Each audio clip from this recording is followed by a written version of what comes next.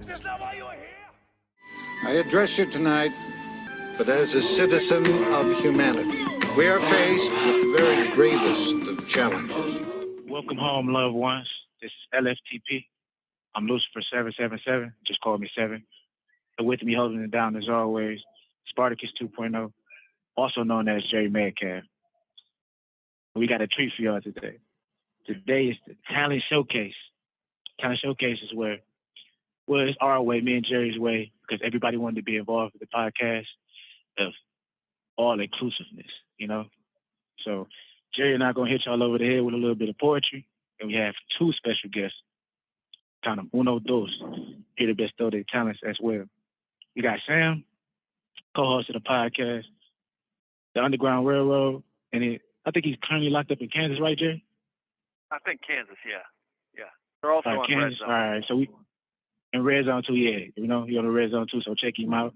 So we praying for you, my guy. Break the chains. And our ghetto angel, Mississippi's here. Mississippi, our ghetto angel. Ghetto angel. Ghetto angel here. He here to bestow y'all, man. He said to bless y'all, man, with hymns this Sunday morning, man.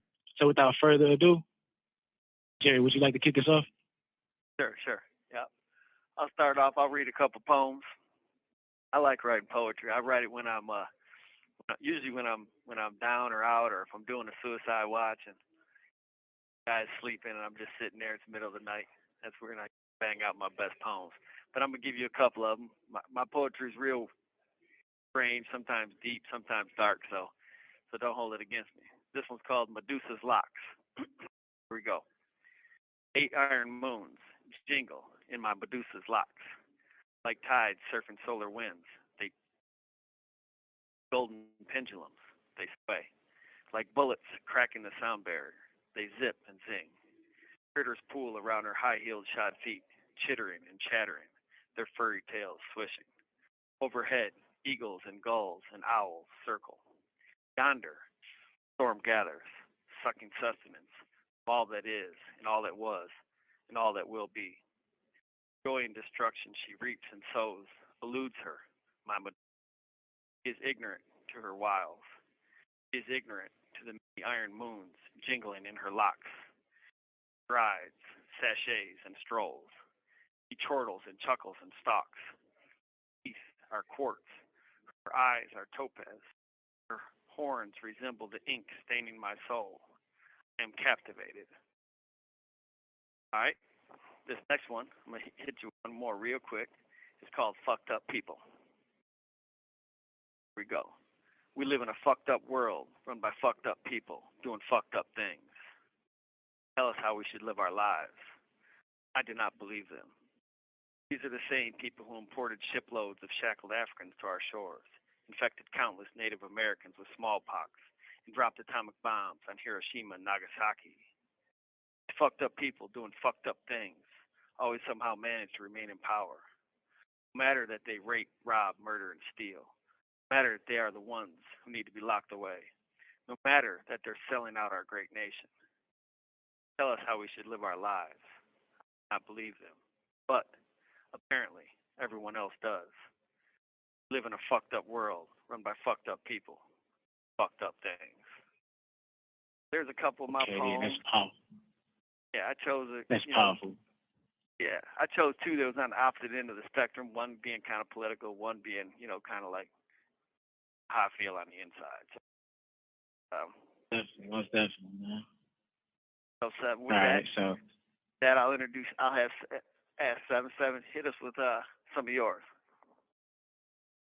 Yeah, most definitely, man. All right, so I'm also a songwriter, right? But I play the guitar too, the acoustic guitar. I won't play or I won't sing for y'all because I don't get paid enough. Actually, I'm not getting paid at all. So I just read this, That's right? I just read this. So, okay, gather around, kids. This one is called The Motherfucker and the Crazy Bitch. Picture her rolling in the red, dressed in a floor number, quietly involved in a fight under nightmare skies. She can see London. She will see France. She can see twilight approaching slowly in the distance. lazy on her fucked up bed of human existence. Picture her cleanly and free, rid of her insanity, crippled lonely by the time this evening, with a big slice of humble reasoning. Picture her floating, lifeless and hazy, tickle free just like a baby, choking from the poison of the womb. Picture her awesome, open and exposed, for the world to see her bleeding heart, thawing from a frozen slumber. Picture her warming up to beat the pavement, heading towards the age-old question, who am I? Picture her me. Picture her me. Picture me meaning something less than the standards of reality. She can be crazy and cool. Crazy as living in a world where life's devoid of purpose. Cool as the lost devotion, following senseless trends of the Z. I can be impish, witnessing gymnasts, swinging around the bar of complacency over and over and over again. All right, that's it for me. That's all y'all gonna get. I don't have to do like Jerry. Yeah, that's it for me. I won't give y'all another one. I'm saying, listen, next time we do the Challenge Showcase, I will give y'all another one. But right now, I'm gonna keep that one in the bag. You know. Hey, Seven. Hey, hold on though. Remember, tell them. So if you guys want to check out some more of our poetry, just Google Prison Poetry by Jerry Metcalf. Prison Poetry by Jerry Metcalf on Amazon, and you'll find some of my poems and some of Seven's poems. I think there's 3 volumes of Prison Poetry, volume 1, 2, and 3. Most definitely. Hey, that's a good plug too. That's a good plug. Yeah. Gotta get the money when all right, you get it. Yeah, you know it. Hey, this is what I've been waiting on. This is what we've been waiting on, man. We've been waiting on the ghetto angel to appear to descend from the heavens. Mississippi, hit us with that math. All right, so this song I'm gonna sing. We recently had a thankful concert here, and it was basically about being thankful for getting through the pandemic. And this is a song I've been singing for a while, man. It's called "He's the Answer." It's helped me get through the pandemic, right? So I'm gonna give you a little something, and it says something like this. Jesus, Jesus, He's the answer. Jesus, Jesus, Jesus, He's the answer. Oh, Jesus, Jesus, Jesus, He's the answer. He's the answer.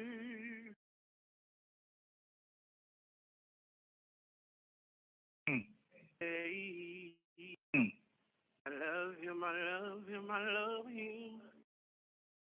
He's the answer. Love him, I love him, I love him. He's the answer. I love him, I love him, I love him. He's the answer. He's my answer. He's my answer today. And I trust him, I trust him, I trust him. He's my answer. I trust him, I trust him, I trust him. He's my answer. Trust him, I trust him, I trust him. He's my answer.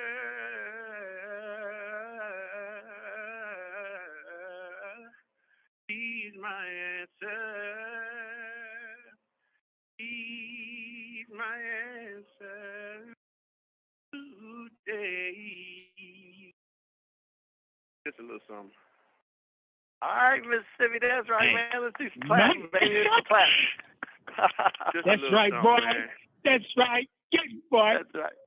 Hey, and for all you listening, Hey, so hold up, Seth, real quick. For all you listening, you couldn't hear. Like, I know you're hearing this over a phone, but he's all the way across the unit, and it was echoing through our entire unit. It's it's bright and early. Everyone's still asleep. He did a great job. I just wish you guys were here and could hear him actually singing. It sucks that he had to do it over a phone, but it sounded fucking wonderful. Definitely. Thank you so much. Most definitely. Man, it's a Most blessing, definitely. man. Thank you, boy. Yes, sir. Hey, so Mississippi, man, why don't you tell the people a little something about you, man? Well, I'm a guy who was actually, just to keep it all the way 100, man, I was a guy who was stuck in addiction out there in the world, and what it was that sound that you just heard was a gift from the Lord that He used to use me for out there in the world, and I stepped away from the ministry, and I went back into addiction with crack cocaine, and God had to allow me to come back through the prison system to reset me so that I could get back on track and get back focused on what He has for me to do in this world. And it's just a blessing that He put me around guys like Steven and Jerry, good people. That's encouraging people, man. And I'm just blessed to be here. I'm blessed to see this go on and be a part of this morning, man. Definitely, man. We appreciate you too, man. You know that. Yeah. You know that. Blessing to be here, yeah, man. Hey, yeah, so Gina's about to hang me up. Before I call back, I want to say real quick, we call him Mississippi, but he was born and raised in Chicago, and he's lived out west, Arizona, California. I don't know how the hell he get the name Mississippi, but he's been everywhere. That's why I've been at the longest. Yeah. Most definitely. So, Mississippi, man, tell us about your ministry and your purpose. Well, I come to find out that to actually preach the word.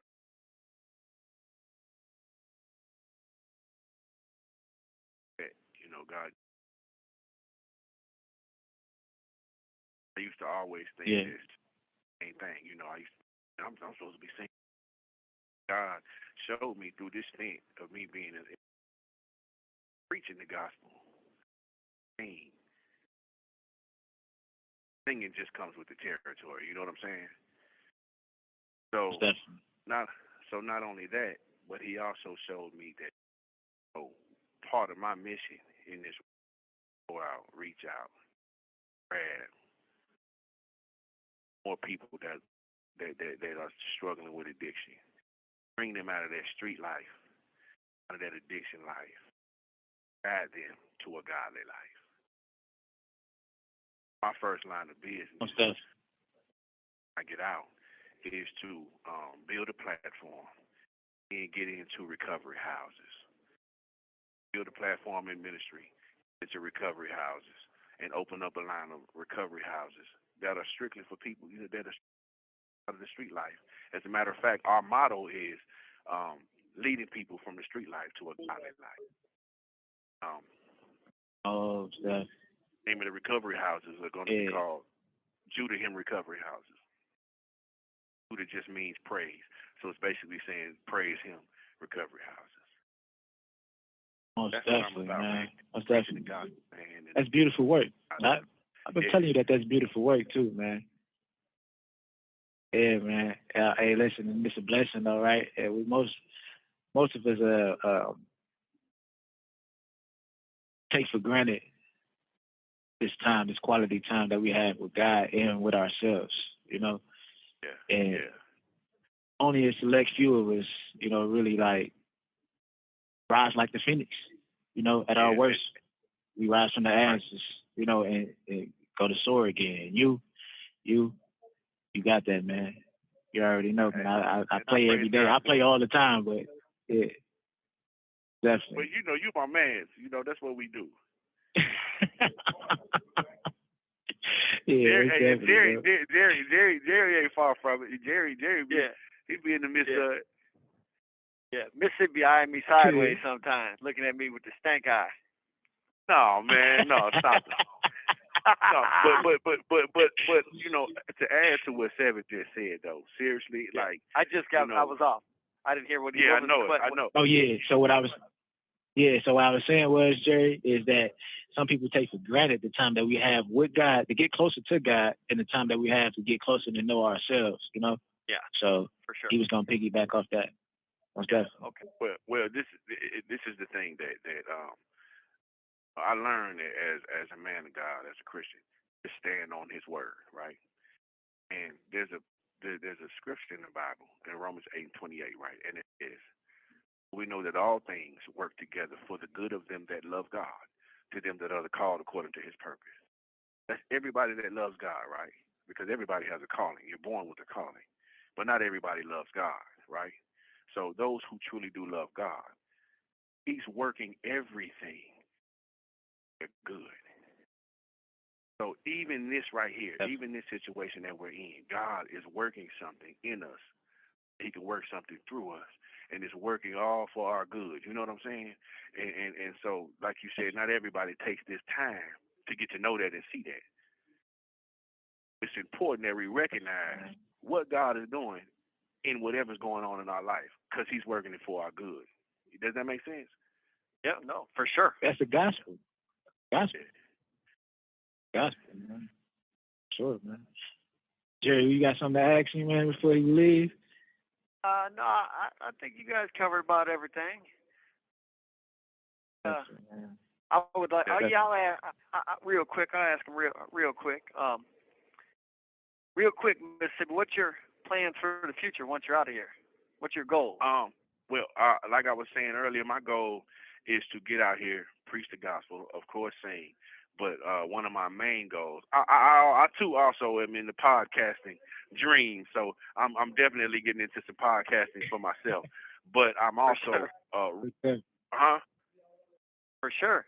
I said, most yeah, definitely. Ghetto Angel. Most definitely. Ghetto Angel. Exactly. Ghetto So Angel. my thing is this though: recovery houses, reaching out, grabbing addicts out of the street life and leading them to a godly life. That's one of the main things that God wants me to do. That's what I'm aiming for. So you want to help people? Most definitely. Most definitely. I like it. I Most like definitely, it. man. Here, live from the plantation, we True always promote archers. Yes, Most yes, definitely. yes. True archers. And I appreciate y'all for having me on, Definitely. man. that. Yeah. So we You call know that it, what man. you're trying to do? Mississippi, we call that breaking the chains. You be breaking the chains of addiction. Breaking the goddamn chain. That's right. That's right. Right. Most All right. definitely, Thanks man. for joining We us, appreciate Mississippi. you. Man, I thank you for having We me. appreciate you, man. Most definitely, man. All right. Have We'll a get good day. Mozart together. All right. God bless y'all. All right, Yeah, buddy. you too. All right, bro. All right, Seven. I wish we could interview Sam, but, he's stuck all the way out in Kansas. So, all the way in Kansas. what's the name of their thing? Underground Railroad. It's the Underground Railroad, so it's only right that we have them on live from the plantation, right? Live from the plantation, because what does the Underground Railroad sneaks people out of the plantations and sends them to freedom? Huh? I like this shit. I like how Red Zone's connecting the dots. And here's a quick side note. Hey, I'll edit myself out, but here's a quick side note. The poems that he wrote are about his brother, who is like right now he has like a really bad brain tumor that just got like really, really big in his brain. So his brother's not doing well at all. So that's just a side don't note. edit yourself out. No, don't edit yourself out. You just said it. That's all they needed to hear. You said it. We got it. Leave that right in. That touched my heart, and I think that that being said, here's Sam's poem. Hey Jerry, I appreciate you letting me come on your show. So my first poem, it's to my brother. Well, my first two poems are to my brother, and the first one's really about my brother. He got a brain tumor called astrocytoma, and I've been locked up, and it's just that idea of everything I gave up, and now I'm here and I can't be for him in his moment of need, and so this is the one that the first two that really kind of speak to that. The first one's pretty quick, but it's kind of just how I feel about the whole situation. And so it's called Dear Brother, and it says, "This might be our last phone call. the road you're on isn't so long. I won't forget the nights you watched me barely hold on. It should be anyone but you. This seems so wrong. I abandoned you for these. Now it's only phone calls. Watching you from here, I beg you hold on. God forgive me for being so wrong. I left you for these. Please, bro, try to stay strong. I'm blindsided by your fate. Dear God, please help him stay long. That's just about trading everything in my life for drugs that brought me here. You know what I mean? And abandoning the family, specifically my brother. And the second one is it's along the same lines, and it's, dear brother, you were always a friend. You stood by my side when no one else did. I pray you know I will never forget. Sharing a bunk bed when we were kids, listening to D-Boy and shaking my head, praying to God I won't have to hear him again. But then we got older and you were still a friend. Whenever I need you, you let me come in. So here's how I repaid you, my brother, my friend. I stole your change so I could get lit and became entitled, a selfish little prick. And now that you need me, I can't let you in. That's how I repaid you, my dear brother, my friend. Dear God, if you're listening, keep me from making the same decision, the one with eternal implications, because to your book I won't listen. The story you tell about your love and the son you sent on a mission, the one about how he took my place and died and now his body's missing. Jesus, don't let me regret any more of my decisions. That one's just obviously about the regrets we make. We might ruin this life, but man, make sure you don't make a decision where you're regretting the decision for the rest of your life and eternity. And the last one is called Garden, and it's what I thought Jesus might think in his head as he's going to the cross, and like what was going through his mind. And obviously I don't know, but this is kind of what I think he was thinking. And if I'm not a soldier, who will die for these? My back is bent and broken. I'm crawling on my knees. It seems the sky is rolling, dark and mean for me. My tears and heart are dropping, no friends around to see. All alone with questions, has God forsaken me? I pray this soon to be over. This is no home for me. I will drink this cup and soldier on to see that every drop was worth it. Your God's a friend indeed. Gary, I really appreciate you letting me come on and share with you a couple of my poems, and hopefully they mean something to you and to your guests. And I just appreciate you letting me share with you. Have a good one. Yeah, it's a lot of shit on the plate, man. Tune in next week, live from the plantation. Don't, you better be asleep. Get your ass up, press play. Mona, don't play with me. Like